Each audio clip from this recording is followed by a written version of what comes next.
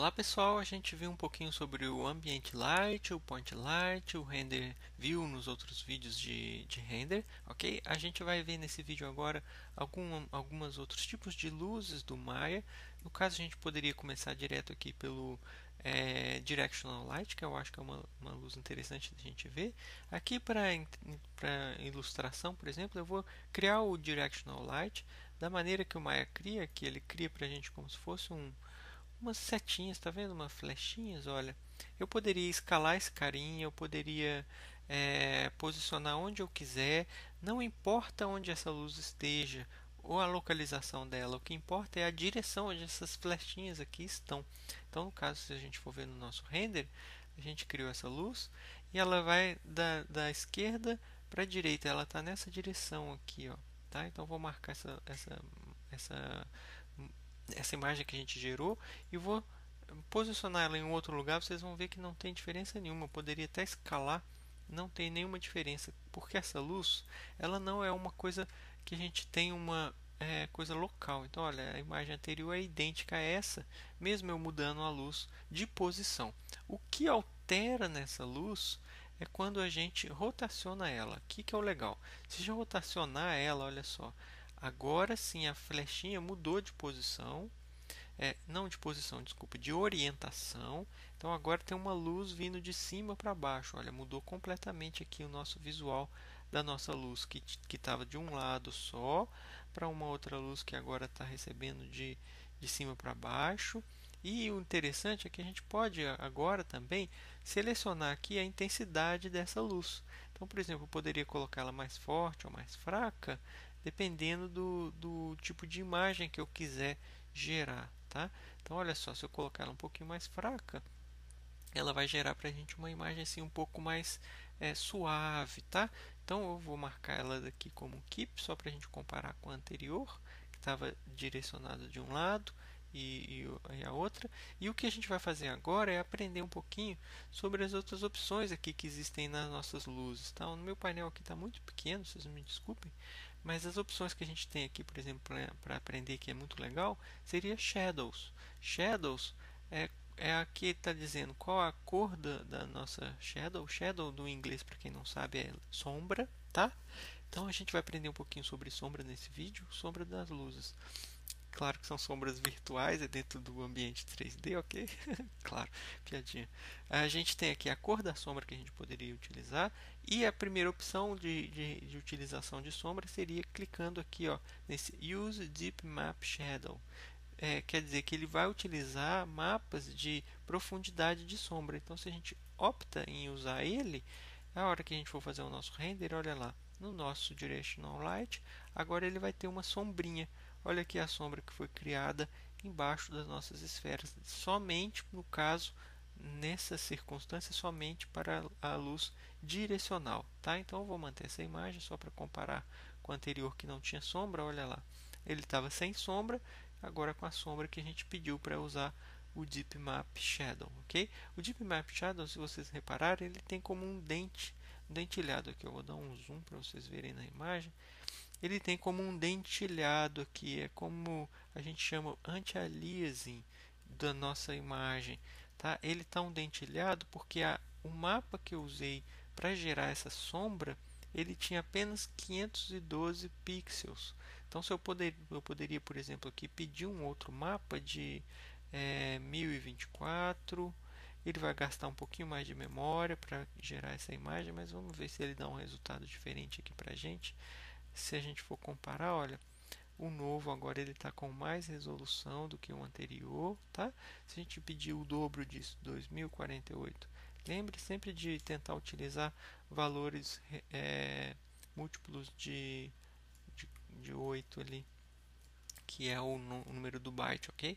Então, olha lá, ele está melhorando o nosso Deep Map Shadow, mas lembre-se que quanto mais resolução na sombra a gente utilizar, mais bonita fica a nossa imagem, mas mais lento fica para ela ser renderizada. Por exemplo, aqui é uma cena simples, levou 3 segundos para renderizar, mas as outras que não tinha shadow levavam 2 segundos para serem renderizados. Isso num um arquivo de uma cena mais pesada, com muitos objetos, personagens, etc., pode ser que você leve algumas horas para renderizar um frame, tá? Que é o que acontece nos filmes. Só para continuar um pouco os nossos estudos de Shadow, por exemplo, você tem a resolução dele aqui, e você também teria outras coisas que você poderia utilizar, como por exemplo o bias dele. O bias é muito interessante ser utilizado porque ele vai fazer como um desfoque. Então, se a gente colocar o bias, por exemplo, 1, vocês vão ver que ele vai dar uma diferença aqui no nosso render. Aqui, ó, o bias dele ele como se fosse um afastamento, tá vendo? Ele colocou muito forte ali o bias, eu acho que ficou muito forte. Vou voltar com o bias para aquele. O bias é como se fosse um distanciamento do objeto, tá? Eu vou voltar com ele 0.1, por exemplo. Eu acho que já dá um valor interessante para a gente. Aqui tá bom. E o outro filter size que eu falei, que eu me confundi os valores aqui, mas os nomes, aliás. Filter size é o blur que ele dá na sombra. Então vamos colocar, por exemplo, filter size 5. Vamos ver se esse valor ele dá alguma diferença para a gente ver o filter size. Olha, eu acho que dá. Poderia até aumentar um pouquinho mais, porque ele deu um blurzinho aqui. Blur, para quem não sabe, é como uma esfumaçadinha, como fosse um embaçadinho, ok? Se eu aumentar o filter size aqui para 20, por exemplo, vai dar para ver mais fácil a diferença entre com o filter size e sem o filter size. Olha lá, o filter size ele dá esse embaçadinho para a gente, que fica diferente dessa linha reta que a gente não costuma ter muito nas sombras, a não ser que as sombras sejam de realmente uma lâmpada que está fazendo essa sombra aqui mais retilínea, ou então se for uma luz mais difusa de um sol, do dia, ela é um pouco mais difusa, assim como a gente aplica o filter size. Vamos renderizar essa imagem para a gente ver como que ela fica. Lembrando que aumenta um pouquinho o tempo de render, vocês vão ver que, olha lá, o Maya agora ele já está começando a... Epa, peraí, agora tem alguma coisa que está acontecendo que eu preciso calcular mais. E é normal, viu, vocês verem o Maya renderizando por quadradinhos assim, ó. Normalmente, se você tiver uma máquina que tem mais de um núcleo de processamento, ele vai dividir esses quadradinhos no número de núcleos que você tiver para renderizar. Olha lá agora a nossa imagem em comparação com a anterior. Ela está com... Esse aqui é sem o filter size, agora ela está com já o filter size, ok? Então, isso daí é muito interessante para a gente.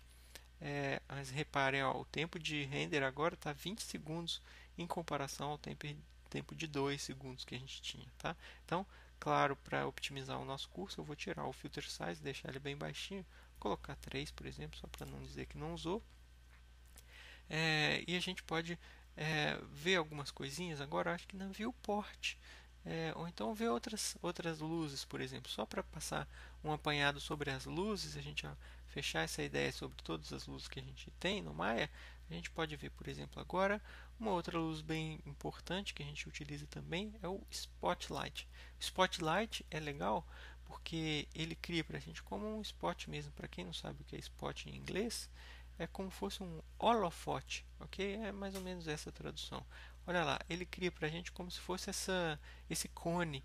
Se a gente for ver o render dele, olha lá, ele não deve estar mirando em nada, então não dá para a gente ver essa luz. Olha, não está mirando em nada. Mas se a gente direcionar o nosso conezinho aqui, ó, por exemplo, para uma das esferas, a gente vai ver a luz dele aparecendo aqui, ó, que é como se fosse um holofote. Ele aqui, ó, tá mirando ali, tá vendo? É onde ele pegou nessas esferas todas aqui, ó. Nessas daqui não está pegando, naquela ali tá. É como se fosse um holofote mesmo. Imagina que você tem uma lanterna que você aponta e é só aquela região da lanterna que está recebendo essa iluminação. Eu vou direcionar ela melhor. Uma maneira fácil de direcionar ela é você arrastar ela com o botão do meio do mouse. Arrasta ela na sua viewport. Aí você vai ver, olha que legal. Você vai ver a sua própria luz, a câmera como se fosse dentro da luz, vendo onde que a sua lanterna está mirando, por exemplo. Eu poderia mirar ela aqui, ó, que é uma região onde a gente vai ficar vendo mais fácil no nosso 3D lá. E volto com a minha PESP aqui com o botão do meio do mouse e volto com ela. E a nossa lâmpada, vamos dizer, a nossa luz agora está ali. E a gente pode fazer um render novamente. Olha lá, ela já está com o spot está mirando nessa região. Vou manter essa imagem para comparar, olha, desculpa, abriu a tela cheia, para comparar ela antes e depois, ó, ela foi ali que ela foi criada, ok? O que eu vou fazer agora é dar umas pequenos ajustes nesse spot só para vocês verem. Vocês podem mexer neles à vontade aqui, tá? E uma das coisas do spot que existe aqui, eu vou até diminuir um pouquinho o zoom aqui, ó, é que vocês podem ver que o nosso spot ele tem as opções aqui de cone angle, ou seja, a abertura do nosso cone. Se ele for bem fininho, vocês podem saber que agora nossa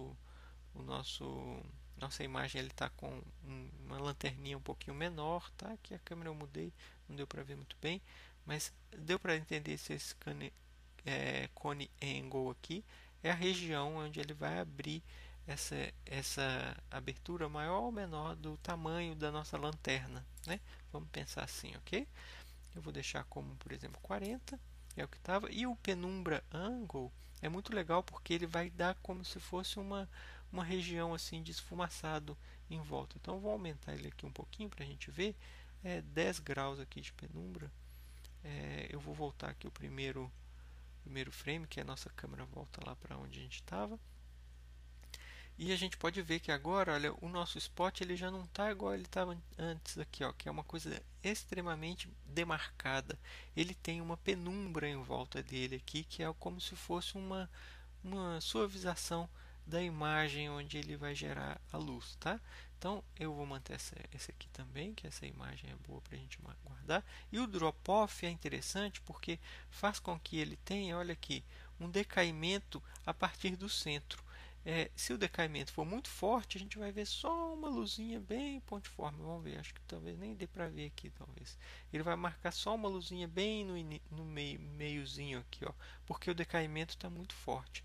Então, o decaimento a gente tem que contrabalancear com a intensidade da luz. A gente não pode pôr muito decaimento, senão a gente perde o nosso spot. Depois tem que colocar uma luz muito forte, ele vai ficar com a luz muito pontual, como a gente pode imaginar um laser, né? Ele tem um decaimento forte, mas ele é muito pontual, tá? Então, aqui dá para a gente ver que a gente criou isso para o nosso spot. E para fazer uma apresentação aqui da sombra, eu acho que também compensa a gente ver aqui Use Deep Map Shadow. Vou aumentar aqui para 2048 e vamos ver como que dá essa imagem com a sombra, só para a gente finalizar um pouquinho esse conceito de luzes. Olha lá, agora com a sombra também do spot, tá bom? Comparado com a anterior, a luz de sombra do spot. Aí a gente poderia trabalhar o spot também para ter um decaimento, para ter um filtro, etc.